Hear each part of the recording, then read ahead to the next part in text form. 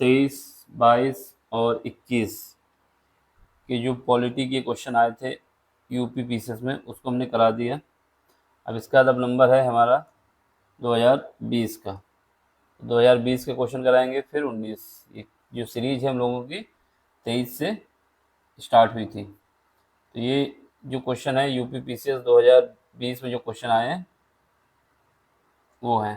ठीक है, तो पहला क्वेश्चन देख लो हमारा क्या है।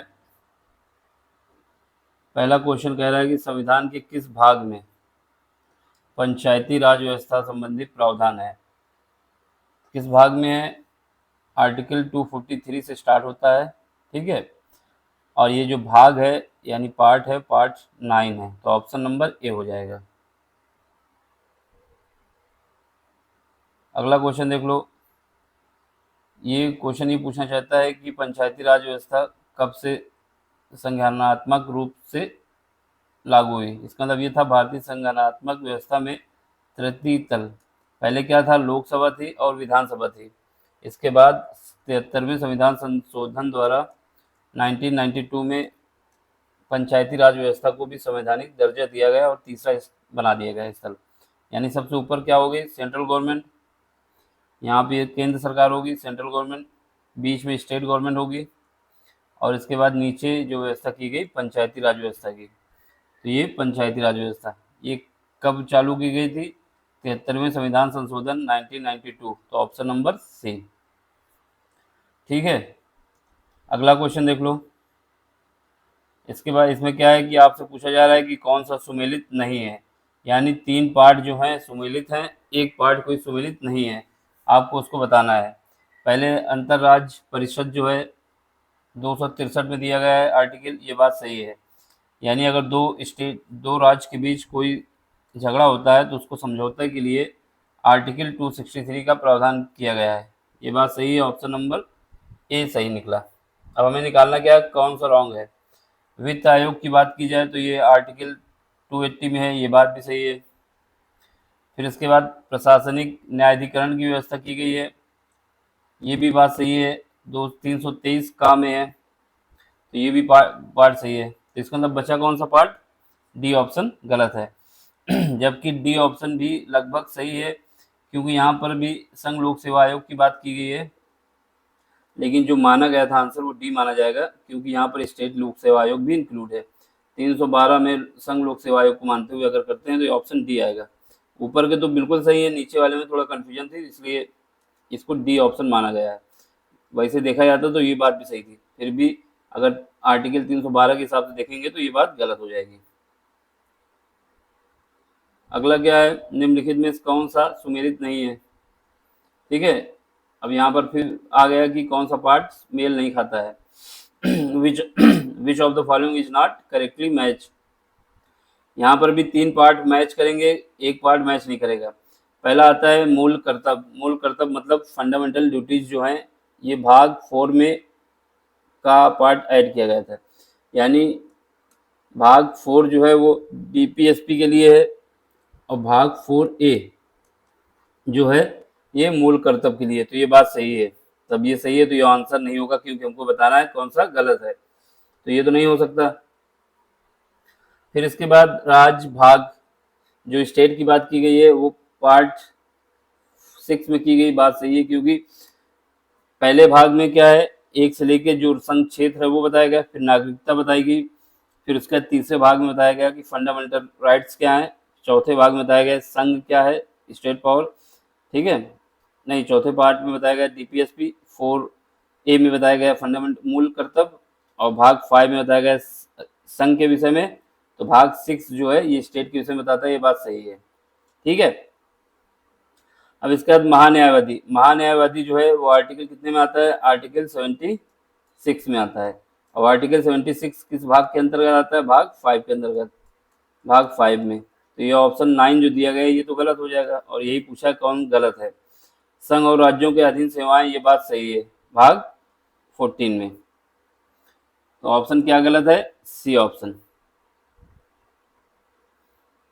अब आपको इससे पूछा जा रहा है, एक कथन है और उसका रीजन दिया जा रहा है, आपको ये बताना है कि क्या गलत है क्या सही है। पहले, भारतीय भारतीय संगठनात्मक व्यवस्था को अर्ध संगठनात्मक कहा जाता है, क्वाजी फेडरल कहा जाता है। ये बात सही है, ठीक है, तो ये बात सही है, ठीक। भारत में एक स्वतंत्र न्यायपालिका है जिसे न्यायिक पुनरीक्षण का अधिकार है। देखो ये बात भी सही है, मतलब स्वतंत्र न्यायपालिका है, उसको न्यायिक पुनरीक्षण कर सकती है, जुडिशियल रिव्यू का पावर है उसके पास। लेकिन ये दोनों बात आपस में कहीं से मैच नहीं कर रही ना, ये दोनों बातें सही हैं, लेकिन ये जो रीजन है ये ए का एक्सप्लेनेशन नहीं कर रहा है। तो ऑप्शन हमारा क्या हो जाएगा, बी ऑप्शन। बी ऑप्शन की दोनों बातें तो सही है, लेकिन जो एक्सप्लेनेशन करना चाहिए वो नहीं हो रहा है। अगला क्वेश्चन देख लो। भारत की संविधान सभा ने निम्नलिखित में से किस तिथि को राष्ट्रीय ध्वज को अपना लिया था? तो ये जो राष्ट्रीय ध्वज अपनाया गया था 22 जुलाई 1947 को ही अपना लिया गया था, ठीक है, ऑप्शन सी।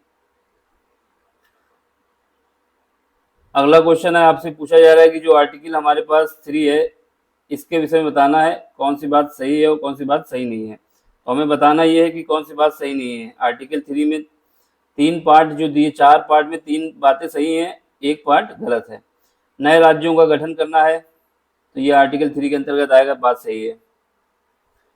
राज्यों के क्षेत्र में परिवर्तन करना है, ये बात भी सही है। राज्यों की सीमाओं में परिवर्तन करना, ये भी बात सही है, ठीक है। राज्यों की सीमाओं में परिवर्तन करना है, तो ये बात भी सही है। नए राज्यों का प्रवेश, देखो नए राज्य का गठन करने का मतलब हुआ कि 1-2 राज्यों की कुछ सीमाएं लेके नया राज्य बना दिया जाए, या फिर एक ही राज्य में उसके कई भाग करके नए राज्य बना दिए जाए। लेकिन अगर कोई नया राज्य बनाना है, प्रवेश करना है, कोई नया राज्य प्रवेश करना है, जैसे किसी पर मान लो बांग्लादेश पे अटैक करके बांग्लादेश को एक नया स्टेट बनाना चाहती है, या फिर बांग्लादेश चाहता है कि हम जो है भारत में मिलना चाहते हैं, और भारत क्या करता है एक नया राज्य उसको बनाना चाहता है, तो इसके लिए आर्टिकल 2 है, ना कि 3। तो ऑप्शन डी, ठीक है। इसके बाद क्या आता है, भारतीय संविधान के कौन सा अनुच्छेद नागरिकता से संबंधित है? देखो भाग कौन सा हमारा नागरिकता के लिए, भाग 3 है। भाग कितना है, भाग 3 नहीं, भाग 2 है। भाग 2 में नागरिकता के विषय में बताया गया है, और भाग 2 स्टार्ट होता है 5 से लेके आर्टिकल 11 तक, ठीक है। तो ये क्या आ जाएगा, भाग 3 में है, सॉरी भाग 2 में है, आर्टिकल 5 से 11। नागरिकता का प्रावधान देखो पहले भाग में 1 से लेके 4 आर्टिकल है, दूसरे भाग में 5 से लेके 11 है। तो भाग कौन सा आएगा, 2, किसके लिए है, नागरिकता के लिए। तो ऑप्शन क्या है आपका, सी। अगला क्वेश्चन देख लो, इसमें कह रहा है कि कौन सा सुमेलित नहीं है, मेल नहीं खाता है, ठीक है। अनुच्छेद 39A ये क्या कहता है कि समान न्याय एवं निःशुल्क विधिक सहायता, ये बात सही है, इसमें कहा गया है, ठीक है। अनुच्छेद 40 कहता है ग्राम पंचायतों का गठन, ये बात भी सही है। आर्टिकल 44 कहता है कि समान नागरिक संहिता, ये बात भी सही है, यूनिफॉर्म सिविल कोड। लेकिन आर्टिकल 48 कहता है न्यायपालिका का कार्यपालिका से पृथककरण, ये 48 नहीं कहता है, बल्कि 50 आर्टिकल जो है 50 आर्टिकल 50 जो है ये कहता है कि न्यायपालिका का कार्यपालिका से पृथककरण। तो ये ऑप्शन गलत हो जाएगा। अब इसके बाद इसमें क्या है, निम्नलिखित में से कौन से पदाधिकारियों को हटाने में संसद की कोई भूमिका नहीं होती? यानी 4 ऑप्शन में 3 में संसद की भूमिका होती है, लेकिन एक कोई है जिसमें नहीं होती, या फिर ऑप्शन जैसे दिए हैं। तो ऑप्शन क्या है, 1, 2, ये देखना होगा कैसे है, हो सकता है एक से ज़्यादा भी हो। पहला, उच्च न्यायालय के न्यायाधीशों को हटाने के लिए संसद में आवश्यकता होती है, क्योंकि वहाँ पर ही महाभियोग चलाया जा सकता है। महाभियोग मतलब राष्ट्रपति वाला नहीं, उनका अलग होता है। फिर उसके बाद उच्चतम न्यायालय के न्यायाधीशों को हटाने के लिए भी संसद की ही जरूरत है। भारत के नियंत्रक और महालेखक परीक्षक ये जो हैं इनको हटाने के लिए किसकी आवश्यकता होती है?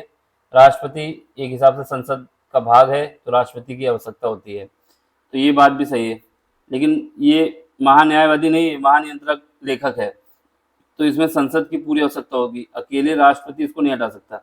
बिल पास होगा फिर राष्ट्रपति हटाएगा, तो ये बात भी सही है। लेकिन अध्यक्ष अब लोकसभा संघ लोक सेवा आयोग के अध्यक्ष, इनको हटाने के लिए क्या है, संसद की आवश्यकता नहीं होती है। तो ऑप्शन हमारा क्या आ जाएगा, तीसरा, केवल केवल तीसरा ऐसा है जो क्या है, सही है, क्योंकि इसमें पूछा गया है कौन सी किसकी आवश्यकता नहीं होगी। संसद की भूमिका नहीं है, किसमें नहीं है, लोकसभा के अध्यक्ष को हटाने के लिए, संघ लोक सेवा आयोग के अध्यक्ष को हटाने के लिए। अब ये है भारतीय संसद की सबसे बड़ी जो समिति है कौन सी है, सबसे बड़ी समिति कौन सी है ये बताना है। देखो सबसे बड़ी समिति जो है प्राकलन समिति है, जिसको एस्टिमेट कमेटी कहा जाता है। इसमें 30 सदस्य होते हैं। खासियत ये है कि तीनों जो 30 सदस्य हैं, ये सारे सदस्य केवल लोकसभा के होंगे, यानी लोअर हाउस के होंगे, लोकसभा के होंगे।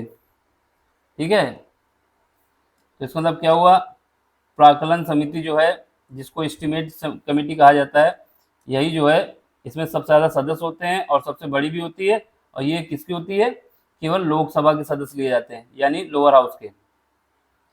अगला क्वेश्चन है, देख लो ये, भारत के महान्यायवादी के संदर्भ में निम्नलिखित कथनों पर विचार करना है। ठीक है, क्या लिखा है, राष्ट्रपति किसी ऐसे व्यक्ति की नियुक्ति करेगा जो उच्चतम न्यायालय के न्यायाधीश के रूप में नियुक्त होने के लिए आहार हो। मतलब उच्चतम न्यायालय का अगर न्यायाधीश बन सकता है तो उसको राष्ट्रपति महान्यायाधीश बना सकता है, अटॉर्नी जनरल बना सकता है। तो इसका मतलब क्या हुआ, पहली बात सही है। ठीक, महान्यायवादी इतना पारिश्रमिक प्राप्त करेगा जो संसद अवधारित करेगी। यानी देखो, जब राष्ट्रपति नियुक्त करता है तो राष्ट्रपति इसके वेतन को भी देखता है, संसद की कोई भूमिका नहीं है। तो ऑप्शन क्या आएगा, बी, सेकंड गलत हो जाएगा, केवल एक, यानी पहला पार्ट सही, दूसरा पार्ट गलत है। अब अगला क्वेश्चन देख लो, निम्नलिखित में से किस पर गतिरोध दूर करने हेतु लोकसभा और राज्यसभा की संयुक्त बैठक हो सकती है। कुल मिला के ये पूछा जा रहा है कि कौन से विधेयक में लोकसभा और राज्यसभा की संयुक्त बैठक का प्रावधान है, जिसको बुलाता कौन है, राष्ट्रपति, अध्यक्षता कौन करता है, लोकसभा अध्यक्ष। तो ये कौन से, धन विधेयक नहीं, संवैधानिक संशोधन ये भी नहीं, विनियोग विधेयक ये भी नहीं, केवल समान विधेयक या साधारण विधेयक पर ही लोकसभा और राज्यसभा की संयुक्त बैठक हो सकती है, ऑप्शन ए। अब इसके बाद क्या है कि आपको एक तरफ आर्टिकल दिया जा रहा है, दूसरी तरफ प्रावधान दिया जा रहा है, आपको मेल कराना है। पहला आर्टिकल 61, ये क्या बताता है कि राष्ट्रपति पे महाभियोग कैसे चलाया जाएगा। तो पहले का दूसरा आना चाहिए, पहले का दूसरा किसमें है, एक पार्ट ये है, एक पार्ट ये है, तो बाकी सब खत्म हो जाएंगे। ठीक है, ए और डी बचा। आर्टिकल 67 ये क्या है, ये उपराष्ट्रपति को हटाने का प्रावधान करता है। तो बी का तीसरा आना चाहिए, बी का तीसरा आना चाहिए, बी का तीसरा इसी में, तो ऑप्शन हमारा सी हो जाएगा। फिर उसके बाद अनुच्छेद 90 किसको हटाने की बात करता है, हटाने की, अनुच्छेद 90 जो है वो हटाने की बात करता है राज्यसभा के उपसभापति को, 90, और जबकि 94 किसको हटाने की बात करता है, लोकसभा के स्पीकर को। तो ऑप्शन हमारा सी। ये याद रखना, यहाँ पर उपसभापति की बात की गई है, ना कि उपराष्ट्रपति की। ठीक है, 1990 में। अगला क्वेश्चन है, राज्यों में मुख्यमंत्री सहित मंत्रिपरिषद में मंत्रियों की न्यूनतम संख्या क्या हो सकती है। इसके लिए बताया गया है कि राज्यों के लिए बताया गया है आपको 12% जो होंगे वो मंत्री या मुख्यमंत्री को मिलाते हुए, जितने भी विधायक हैं उनका 12% मुख्यमंत्री सहित मंत्री हो सकते हैं। ठीक है, और वही अगर लोकसभा की बात करें तो उसमें कितना, 15%। अगला है, भारतीय संविधान का कौन सा अनुच्छेद सीवीसी यानी केंद्रीय सतर्कता आयोग का वर्णन करता है। पहली बात तो ये संवैधानिक पद ही नहीं है, ये संवैधानिक है, संवैधानिक नहीं संवैधानिक है। इसका मतलब इसमें कोई आर्टिकल होएगा नहीं, ये तो होगा नहीं, ये भी नहीं होगा, ये भी नहीं होगा, तो ऑप्शन हमारा डी हो जाएगा। अगला क्वेश्चन, भारतीय संविधान के अनुच्छेद क्या है, 371 371 जे, यहाँ पे इया के अंतर्गत देश के किस क्षेत्र को विशेष स्थिति प्रदान की गई है। नागालैंड नहीं है, हैदराबाद और कर्नाटक जो है इसको विशेष प्रावधान दिया गया है आर्टिकल 71 जे के तहत। ठीक है, अगला क्वेश्चन देख लो, इसमें क्या है, भारत के सर्वोच्च न्यायालय ने संविधान के आधारभूत ढांचे के लिए सिद्धांत को स्पष्ट किया था। यानी किस मामले में सुप्रीम कोर्ट ने ये बताया था कि जो भारत का संविधान का बेसिक स्ट्रक्चर है उसको डैमेज नहीं होना चाहिए। यानी बेसिक स्ट्रक्चर किसमें बताया गया था, आधारभूत संरचना, तो ये था केशवानंद भारती 1973 का वाद जो था उसमें बताया गया था। ठीक है, अगला क्वेश्चन है आपसे, पंचायतों के लिए कराए जाने वाले सभी निर्वाचनों के संचालन, अधीक्षण, निर्देशन और नियंत्रण होता है। कुल मिला के पूछना चाहता है कि जो पंचायती राज चुनाव होता है उसको कौन करवाता है, राज्यपाल नहीं, भारत का निर्वाचन आयोग ये भी नहीं, जिला पंचायत जिलाधिकारी ये भी नहीं, राज्य निर्वाचन आयोग ये कराते हैं। यानी जो भी पंचायती राज चुनाव होगा वो राज्य निर्वाचन आयोग के द्वारा कराया जाएगा। तो ऑप्शन डी। देखो समझ में आया तो लाइक करें, शेयर करें, सब्सक्राइब करें। Thank you for watching.